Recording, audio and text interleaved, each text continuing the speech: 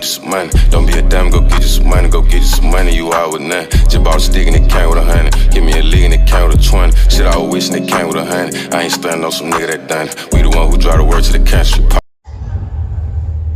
Okay, so you get out of 17. Oh, nah. Nah, there's more. I'ma lead you up the high. I caught my 2 years. All right, now I get up the lead one, and now I'm getting older now. Now I'm realizing I'm smoking weed all the time, realizing, man, I need money for weed. Because I'm starting to get addicted to weed. There's something that... My man, Lord. Oh, man. Caution. I repeat, caution. For the next 10 minutes, you will be taken inside the mind of today's rappers. This is the Stupid Rappers Show.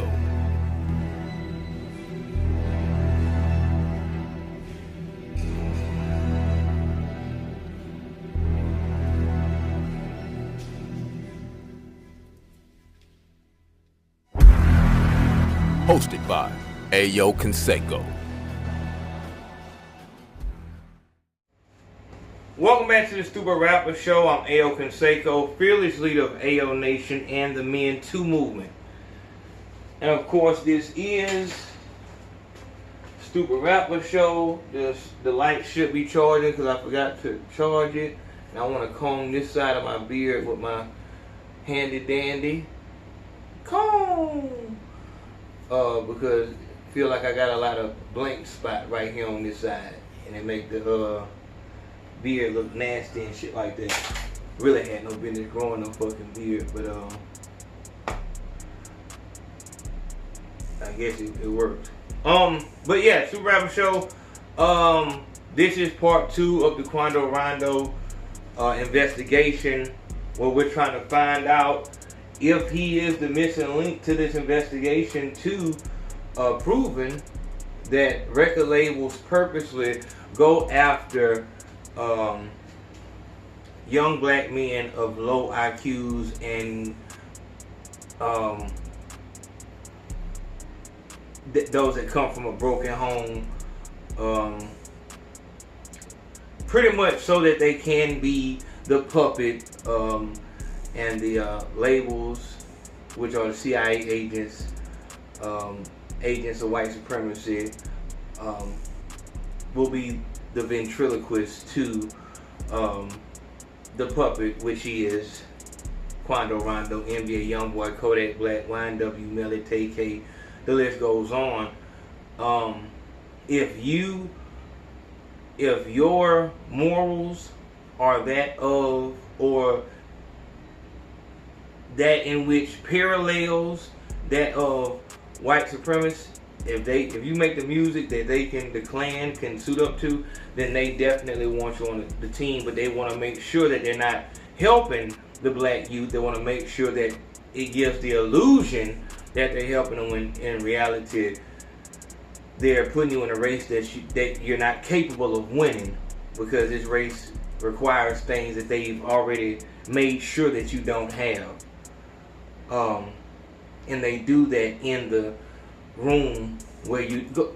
Look at part 1 and you'll see that whole breakdown of them having psychologists in the room when you're jumping on tables and doing that whole performance room shit. They got psychologists there making sure that you have a undiagnosed and untreated mental illness. Meaning that when they put you out in public in hostile situations and situations that are going to trigger your mental disorder, it's going to be very entertaining, and it's going to equal headlines, and that's all they care about. Headlines equal record sales. That's how they get paid. They'll pay you up front because they already know you're going to, that's going to be a very good investment if they're betting on you being entertaining, not on you living, being free, no, on you being entertaining, because us as Americans have become desensitized to young black men being killed, imprisoned, harmed, robbed. That's entertainment to us. It's headlines.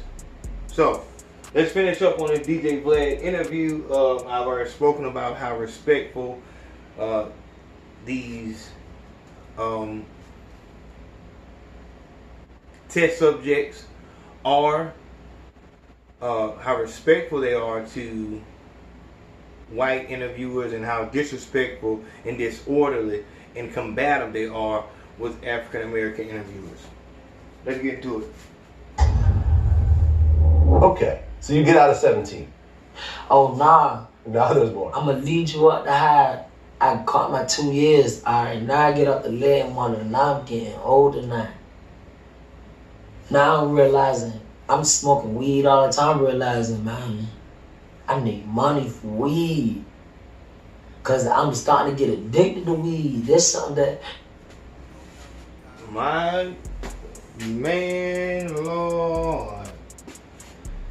Oh, man. Where in the fuck do I want to go with this shit? In a way, as long as you have someone to combat and pick out, and pin the shit to the wall, it's all good. Because they're gonna give you all of the fucking intel that you need to confirm that there is a type. There is a type. And it's not about, we as being people who have seen the business in which it costs $200,000 to get a #1 single, or the full radio play nationwide. Knowing this, it's not about an audience liking an artist. It's not about an audience, I fuck with him, what I'm saying is that, to where, like, the audience picks what artist gets to the next level, gets the T Diamonds, Lamborghinis, so on, gets the success. It's on the labels, because they already have the connection. Just like, for example, I was on the boat. On the boat means deckhand. I had a deckhand job when I was 19 years old.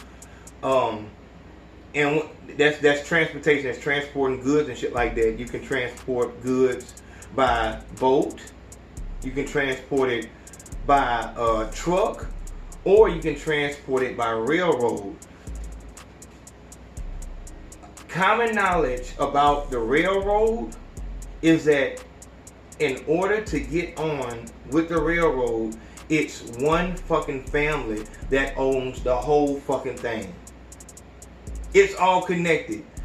It's all so they can say, "Ah, well, shit, goddamn." So it's me, the Migos. Take the Migos for example. Quavo. So they all QC. They all one person, but because the government say you can't have monopoly, you give Quavo CX, what is CSX? You give Offset fucking Union Rail, and then you give Takeoff Unirail. But it's still owned by one fucking family. I'm proposing that this record industry, this music industry, is the same fucking way. Atlantic, Def Jam, RCA, Priority, Interscope, obviously some of those are under the same umbrellas, but the whole thing, one fucking family. I'm proposing that Popeyes, Burger King, McDonald's, and Taco Bell, one family. Walmart, Kmart, Target, Dale Champs, Russo's, one family. To where there's only 20 fucking families. There's 20 families that own this is what I'm proposing. This is just coming out of my head. This is how I'm seeing the world. And of course, all the families, there's only 20 of them. Of course, all of them know each other. They're the only fucking people who are making that much fucking money. Maybe I'm saying a little bit too much, but that's just the ramblings of a crazy man.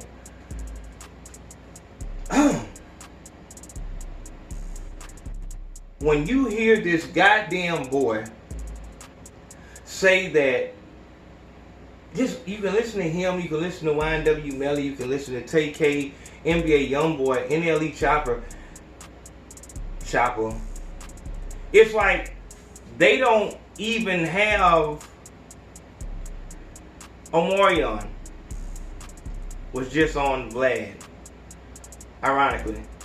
And he spoke about the artists back in the day and the artists now. The artists back in the day had media training, knew what to say, what not. Like, there are media answers to where, like, you can talk to your homeboy. If you know, let's say you're a celebrity, you talk to your homeboy like, I don't want that Hollywood ass answer. Tell me what the fuck going on, or your girl or some shit like that. That's a camera answer. That's some shit you'll tell a camera. Nigga, tell me what the fuck is going on. You're not gonna be full. You're not gonna give the camera full fucking like. Gonna tell them everything. Just like, nah, you're gonna give them because you know that this shit is gonna be everywhere. Even if you do feel fucked up about this shit, don't just goddamn tell these folks how the fuck you feel about the fuck. But he feels like, because he doesn't know what the fuck is going on. He doesn't know that he's just a test subject in a fucking science project. He feels like I'm just getting it to you how it is. This is the fucking criteria. This is the foundation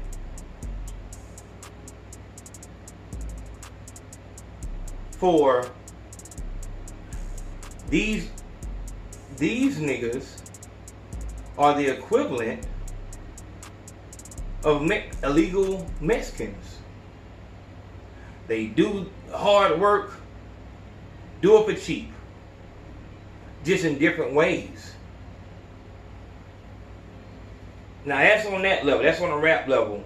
Now let's listen to it with our real ears. The little nigga said, I realized I needed money for weed. I was addicted to it. What? I don't understand how we're still having this argument about, oh, this weed, man, the weed good for you, man. It's helping people with AIDS and people they got cancer, man. It's the weed, man, the weed good. Do you know how many artists that have tried to approach me? I'm talking about no-name artists. You wouldn't know these motherfuckers from shit. How many of these motherfuckers that came to me talking about the $200 package? The cheapest package that there is. They want the cheapest package they can get. But I go on a motherfucking... And then... Come payday, they come in short with that shit. And of course, they get all their money back. Like, nigga, the fuck you? Nigga, are you serious? Nigga, first of all, like, the $200 package for you ain't gonna do a motherfucking thing. It's not gonna do shit for you. Like, that's for artists who already have some type of buzz going. Like, in your situation, nigga, you need to be going $500 and up. At least a $400 package. At least. But they'll cheap as fuck when it comes to the shit that they think is gonna make them rich. But you go on their motherfucking Instagram and I be motherfucked every time you go on that bitch. Blunt to mouth, drink, blunt to mouth. All of them. Every struggling artist that you know of, the reason why they're not going any fucking where is because they can't stop smoking weed. I'm saying that. Fuck that shit, nigga. I'm gonna tell you what it is. Every struggling nigga, I'm gonna go further with it. I'm gonna go further with it.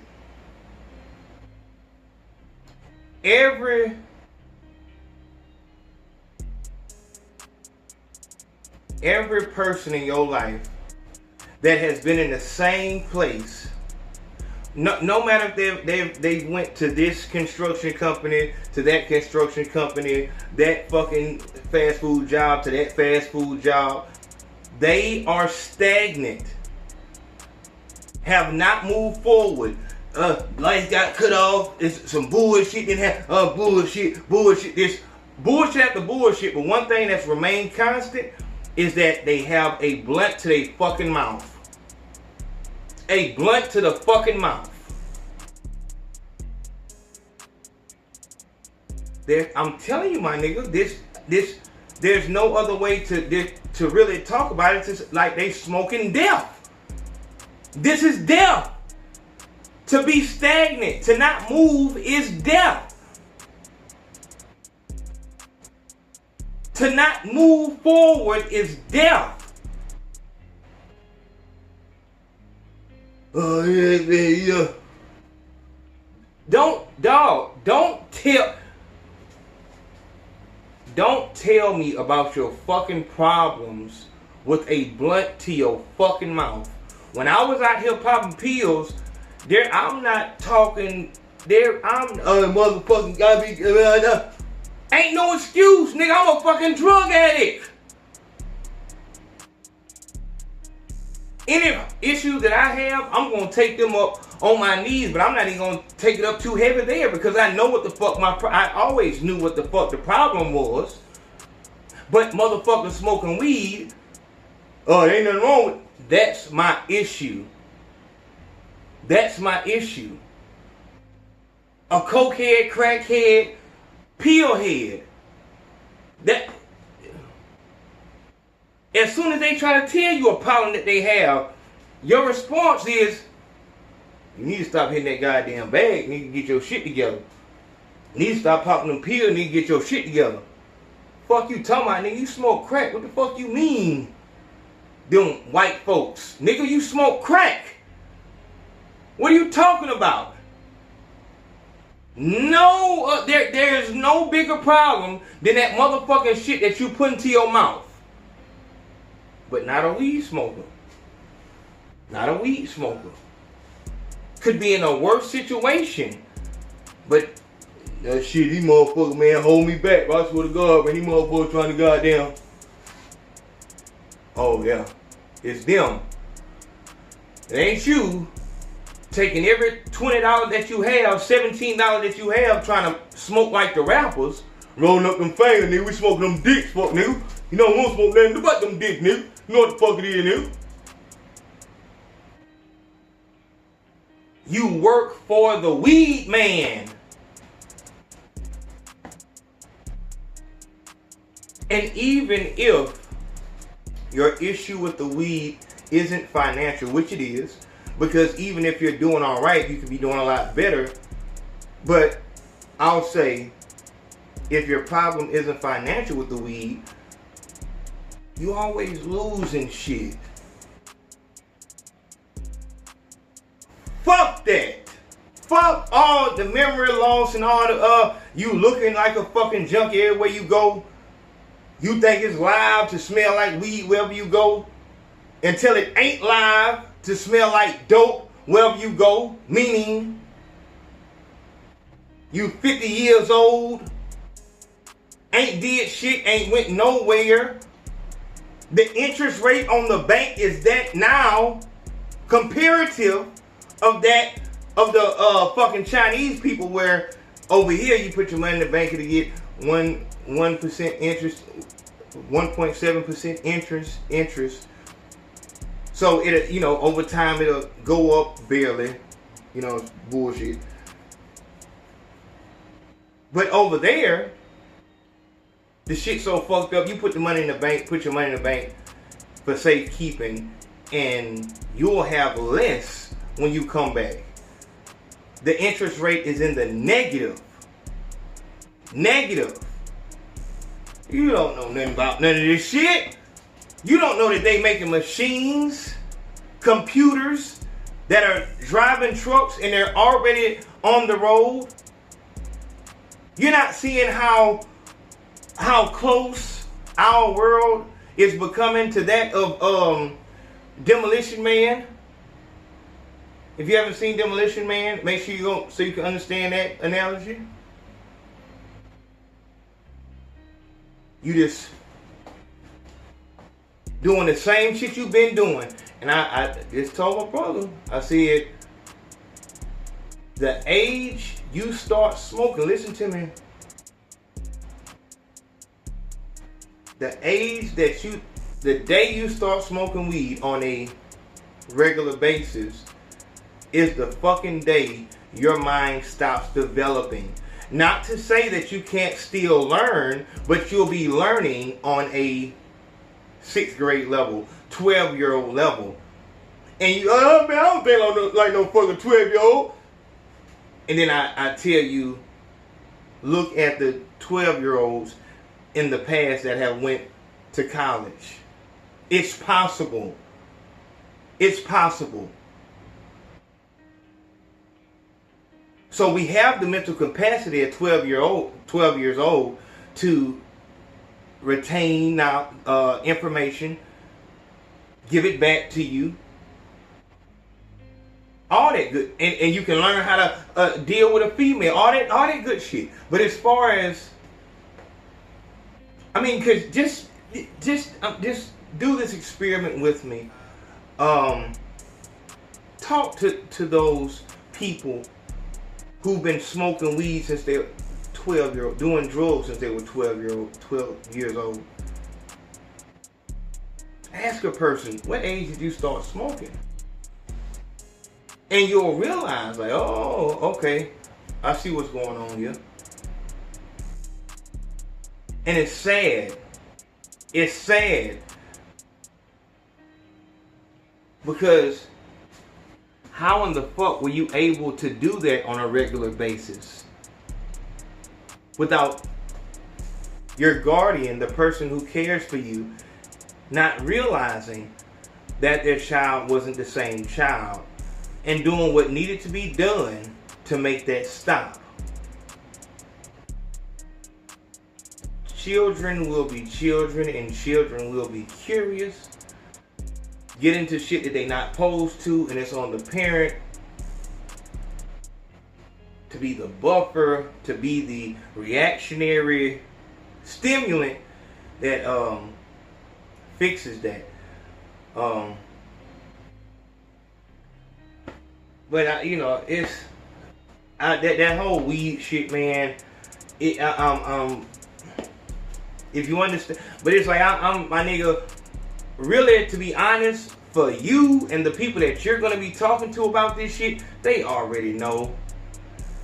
They've had conversation with their weed man about how much they spend a month on weed. They've done the math while being high. Let me write this shit down. Looked at that number and looked at their surroundings. Like, I could have been out of this fucking situation. I didn't know I made this much because I'm always broke.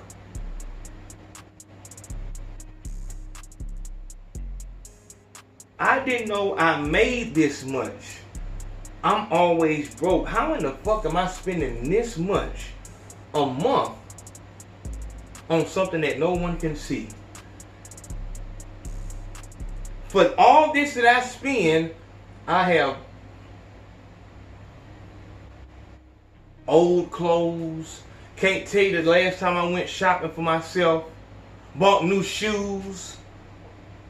Gotta wait for somebody to give me something in order for me to have something. Make these dumbass fucking plans every fucking month about how I'm gonna do this, huh? But never finding myself having the energy to do it.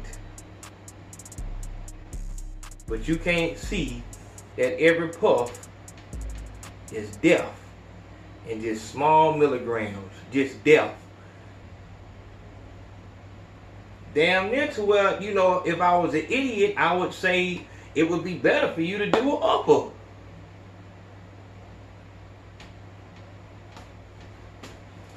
Sure. God damn. You can't do come on, let's get back to this shit, man. Loud and mid and drove loud and mid. That Yeah, that was bad. nah. Now I'm realizing I'm smoking weed all the time, realizing, man, I need money for weed. Cause I'm starting to get addicted to weed. There's something that, like back in the day, it was just, when I was young, it was just loud and mid and drove loud and mid. What's crazy about that is, he was 17 and had that thought. There are people that are 30 years old and older that are still living that same fucking reality. And perk, but perk wasn't really perk was, I guess it was, I smoke perk, but nowadays, like going to Cali and cookies and job, but I never really got the chance to smoke perk as a youngin', you feel me? Because it was like a higher weed, and you feel me? I don't know, so I was smoking straight mid as a young nigga, and it was $5 for a gram of mid, and I had to get a pom-pom or a swisher. You feel me? A nigga always needed $6, but I got so old, like, I'm going to juvenile, meeting all these niggas, burglary, armed robbery, this. I'm starting to learn more bad habits in juvenile from other niggas, like burglary. I started breaking in houses at a young age, like, started breaking in houses and stuff in juvenile. And one time I broke in this house and I found a 38 revolver.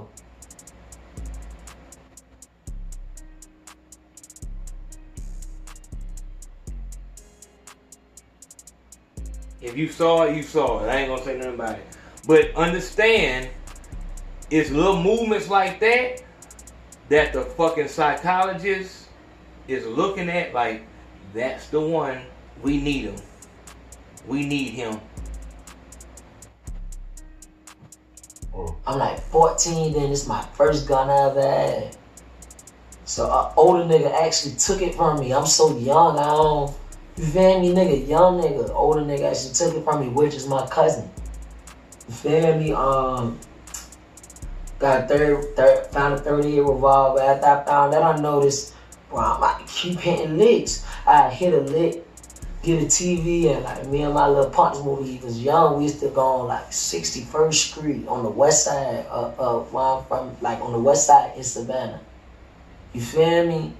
And that's why all the niggas just selling work and stuff when I was a young nigga or whatever. That was all, like, a bunch of niggas was getting money, like that was some older niggas that I knew. I used to take the TV and stuff to them, and they used to buy it. And then it got to the point where I started hitting licks on it became maturing. Like, me and my partners, like, are going the east side where my grandma stayed at. Hit licks all on the east side, all through Forsyth Park, like in the neighborhoods and stuff, like in the hoods and stuff.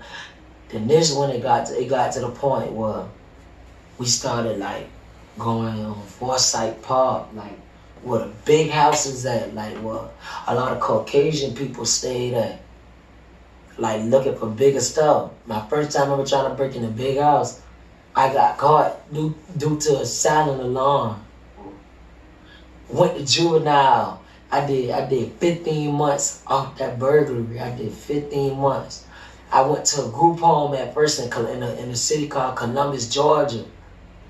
You feel me? Went to the group home. I've been thugging at that shit, fighting every day, smoking cigarettes and all type of shit. Went back to juvenile, and I did a total of 15 months. Got out, got a real gun, started riding in stolen cars with my partners and stuff. Like, went down the wrong path and I got bigger and badder at what I did. shit, gangbanging, riding, stolen cars, toting guns, and staying out all night on another side of town, hanging outside all night, walking the streets. You feel me? Just whatever, like hot on some young hot boy shit. Like now I'm at the age where I'm 14 now, and older niggas looking at you like, oh, one of these young niggas try me, I'ma kill him. Cause around that time, young niggas started thugging for real. Like young niggas was shooting that shit. Like this around 2013, 2014, young niggas was. It was little niggas starting to kill older niggas and shit. So older niggas went playing with young niggas. That's when the first, like in my generation, like the first young nigga to get killed was a dude named Saheem Spalding. I didn't really know him on the streets, but I actually ran into him in Juvenile a couple times. Like I seen him. I had a couple conversations with him in Juvenile and stuff, like being on the same unit with him and stuff, and hearing a lot of people talk about him, but I never really ran with him on the streets. But he was really in the streets for real. Like you ever heard of Chicago Lil Yummy? Yeah. Like, that's the one that Tupac was kind of. That's what caused Yummy Sandifer. Tupac was real upset over that shit because he started wilding out in one of his concerts about that shit, and it caused a riot, like the GDs and the BDs. Stuff like that. Yummy was a young kid whose own gang killed him because I guess he. Oh, dog, I'm watching this shit and it's hard for me. I'm gonna be honest with you. It's very hard for me to go in on him because nigga picking his nose accidentally, that shit right there, you're in an interview and you start damn near sucking your thumb, you putting your fingers in your fucking mouth. Man, this nigga never had a fucking chance, man. Never had a chance. Guaranteed, this little nigga right here, he going to jail, he gonna die. Young. And it's going to be by the label's hand. They're going to put him in a situation and he's going to go to jail. You're never going to get to really enjoy that shit that you have. Listening to him talk to this white man, it bothers me because I saw him talk to the dude. Go back to my other Quando Rondo video where he talked to that black dude on Rap Radar, and it was cigar talk and shit like that. And he came in that bitch high. He did like it was no respect for him. But you come on the white man platform and you trying to pronounce words the right way. You don't want to say nigga. You giving him everything that he asked for. Even like you got your hand in your mouth. These are the prime real estate candidates for these labels. I'm trying to tell you that when these motherfuckers go in that room for that audition and shit like that, where they jump on tables and shit, they have fucking doctors in that room dressed up like they're fucking A&Rs or fucking scouts and engineers. They're fucking doctors. Making sure that everyone that they sign has a mental fucking condition. They have not recovered from the trauma that they've been through in their childhood. This ensures that they're going to be able to run a flea flicker play when they get arrested or they die. This is why they want to make sure that you're alienated, that you have, if you do have a living parent, or your mother isn't, she's one that can be bought off with $100,000 when there's going to be millions made. The labels, they play the long game. We're going to get paid off of TK, YNW Melly, and XXXTentacion.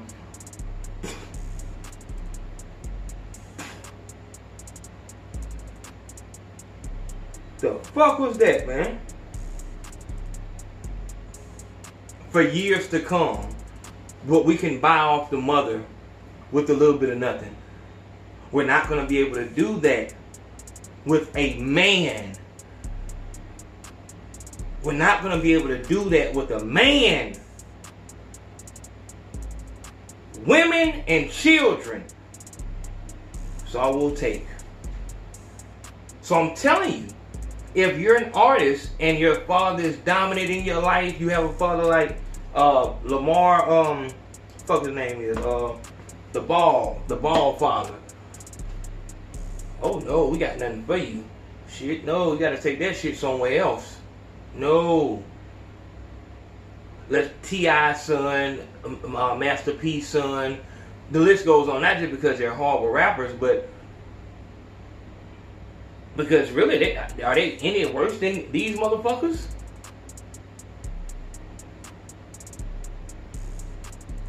They control this shit, man. I don't know how to explain it to you.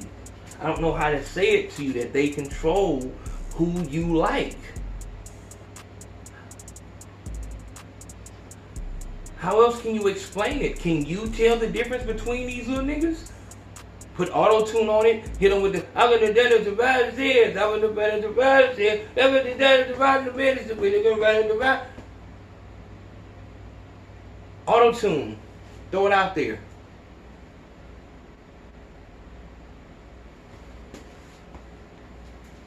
Witness to a murder or something like that. Oh, nah, it ain't nothing like that. Oh, you're talking about a different person. Okay. I'm saying, you probably, I don't really know the background of Lil Yummy, but every young nigga back in my day knew who, like, Lil Yummy was. Saheem was like a Lil Yummy, like, he was really thugging. You feel me? And he got killed. And after that, it seemed like young niggas went to getting killed back and forth. So young niggas was toting guns and Savannah was getting, that's them right there. It's so crazy because Saheem like had that same little look. Same look, yeah. Like Savannah was getting, that's them.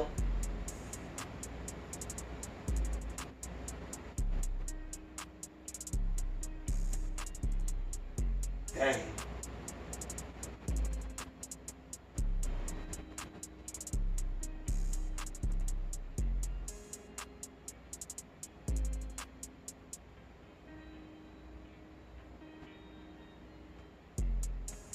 Right there. It's so crazy because Saheem like had that same little look. Same look, yeah. Like he was really living like that. So after he got killed, it seemed like older niggas went to killing young niggas back to back. Yeah, Yummy basically, he killed someone. He was, he committed murder, arson, or armed robbery, and then he was murdered by his own gang. They feared that he would tell on him. So it was just a fucked up situation. Oh yeah, I don't know nothing about that. I just know that. Stupid motherfucker. Dumbass nigga, man. God damn, man. Nigga, this is the fucking dude that you idolize. Don't you think you should know the history of it? This is the reason why older niggas was killing young niggas in defense. Nigga, the street don't have no age on it. I've been trying to tell, like, nigga, whatever dope that you have, that's what your life is worth. Nigga, you went into people's houses, and I'm trying to, you were going into people's houses because you wanted weed money. If you can go in niggas' houses because you wanted weed money, obviously you wouldn't think about this shit. And that's what I'm saying. I can't really go, like, because it starts from the house. It starts in the house. It starts in the house. The world is going to try to teach your daughter and your son to be what it has produced.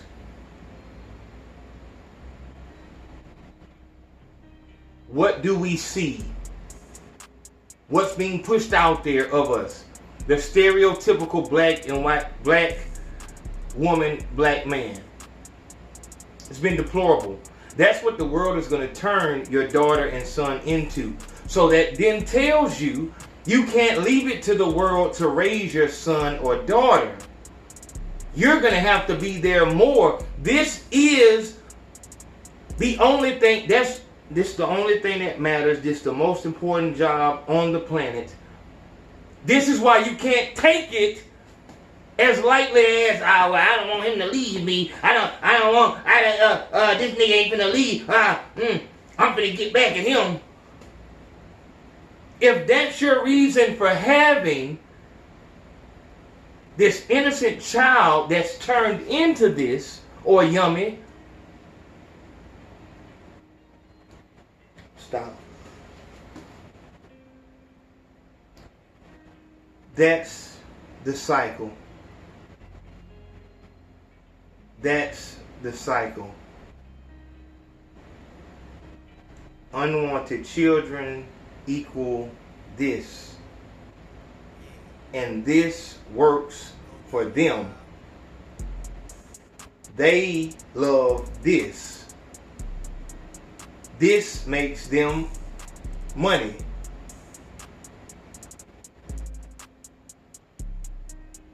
But you can't hear me. You can't hear me. Because your emotions, the reason why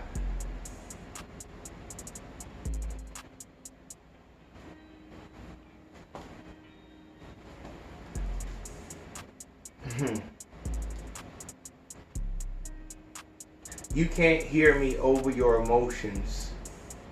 You're going to have a child for one nigga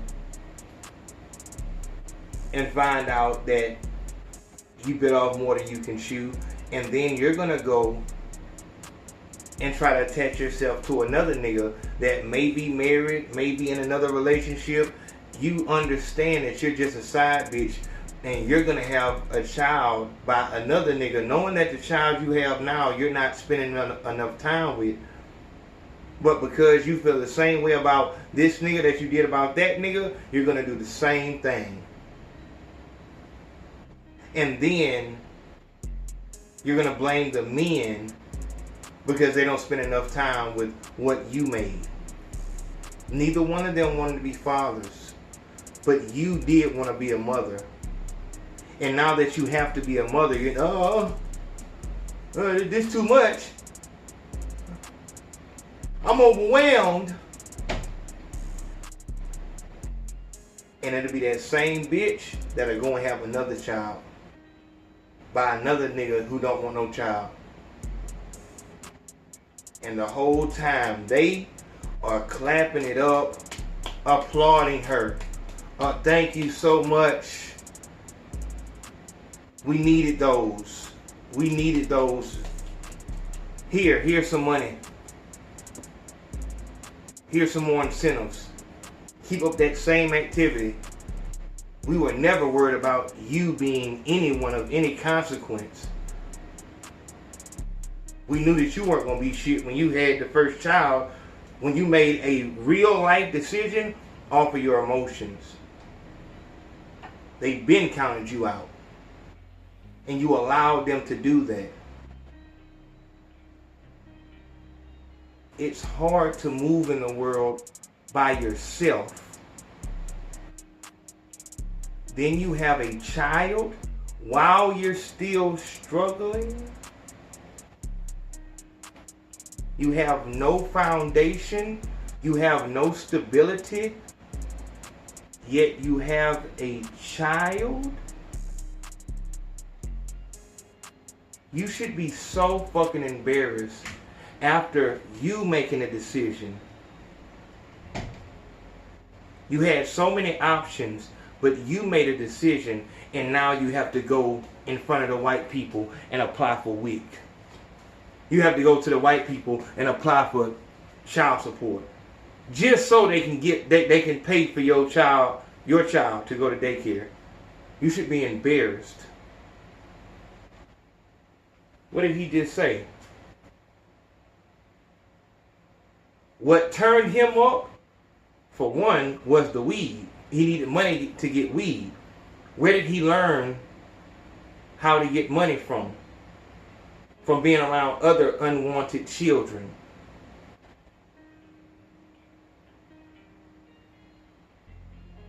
You have no fucking idea the shit that your child is picking up from that fucking daycare that you have to send your child to because you didn't plan your fucking life out right. Before you had your shit together, you brought in a crushing force. And now they have to suffer with you. And you have the nerve to blame it on the father? The sperm donor? The nigga who just wanted to fuck? The nigga who you let fuck on the first night raw? You're blaming him? You wanting him to be responsible? The nigga that fucked you first night with no condom? You want him to be responsible?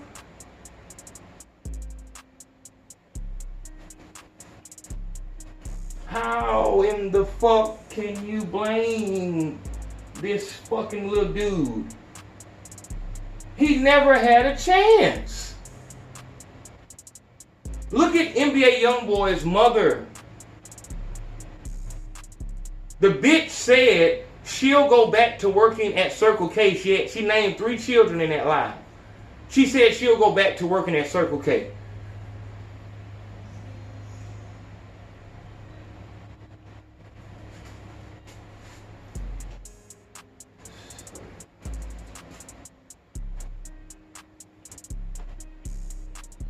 This dumbass nigga said, I don't know nothing about Lil Yummy. I don't know nothing about him, you know, his own gang killing him because they think he was going to snitch. Which he was.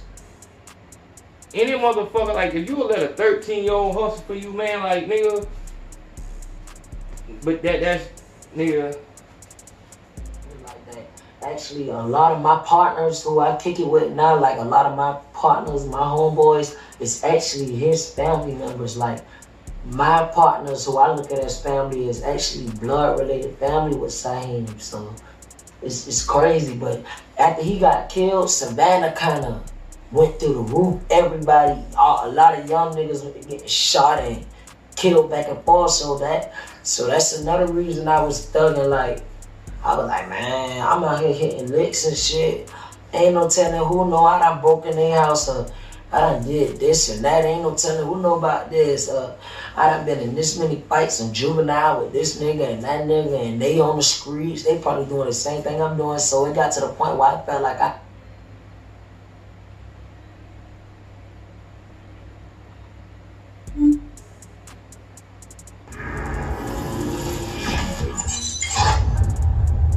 Where was your father around? Because I think you mentioned that your father was in and out of jail a lot. Oh yeah, my daddy went to prison when I was like 3. He got out. My daddy did like 12 years. Wow. And when he got out of this 12 years, I was in juvenile. So when he came home, I was locked up. And when I came home, he was out. I met him or whatever. We really didn't get along like that because he been gone my whole life. And when he did come home, I've been gone long periods of time. And by the time I came home and finally meet him, he was still like trying to be my daddy, and I ain't really look. We can't win, dog. We can't win. We can't win, dog. We can't win.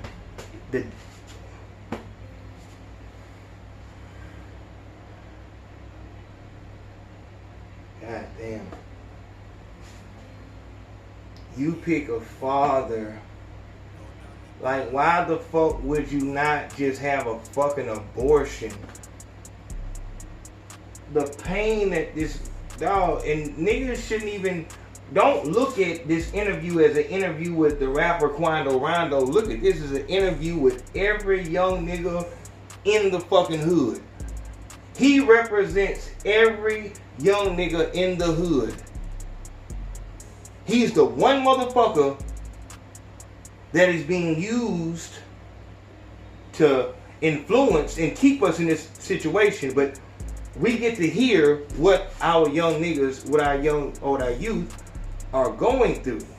He wasn't in the detention home by himself. One.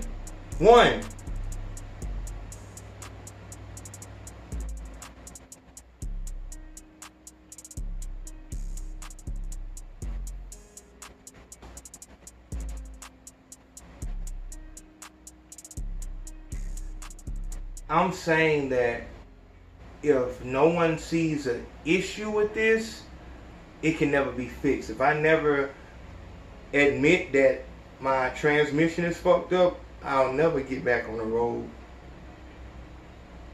We have to admit there is a problem.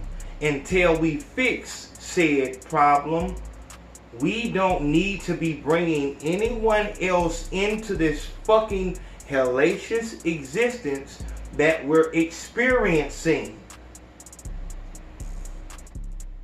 If you do not have a car, a home, and a steady job, do not give birth. Is that tyrannical to say? If you're going to have to knock on the government's door, the people that are killing us in the streets, and ask them for help, it's amazing. Like, this cycle is so fucking violent. The same people that fed us and financially backed our whole childhood are the same people that are ending our lives. If you want to, you can say the same people who gave our mothers the courage, the financial backing, the courage. Like, the bitch, alright, so I know I ain't got no money to take care of this child, but shit, all I gotta do is apply for welfare and fucking child support and shit. If there was no system to take care of a child, the bitch wouldn't have the child. If that was not the safety net, it wouldn't. I'm crazy. Fuck that shit. Stupid Rapper Show, we gotta do a third installment of this shit, man. Hit the PayPal, hit the Cash App. I'll see y'all in a minute, man.